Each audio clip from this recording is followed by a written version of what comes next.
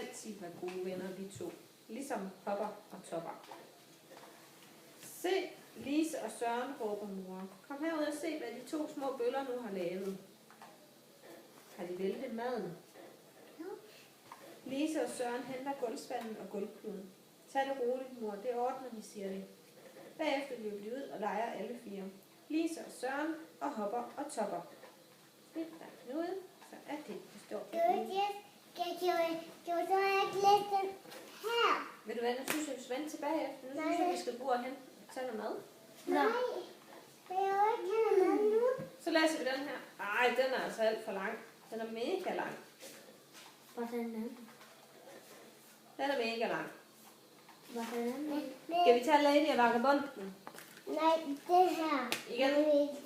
Det vil jeg gerne have igen. Når vi har læst den her, så går vi nu og spise aftensmad. Det kan Er du også med? Det passer også, når jeg stykker verden med det der. Her er to små hundevalpe. Hopper og Topper. Hopper er Lises hund. Topper er Sørens hund. Hopper og Topper er en masse hundekunstner. De vælter papirkogen, de river avisen i stykker, og de kan gøre naboens store kat bange. De hugger mad fra bordet, og de er kun artige, når de sover. Se nu her, hvad hunder har lavet, siger mor. Se at få ryddet det op i en fart. Det er ikke min Hopper, siger Lise. Det er heller ikke min Topper, siger Søren. Far er også galt på hundene. Nu har de igen haft fat i avisen, råber han.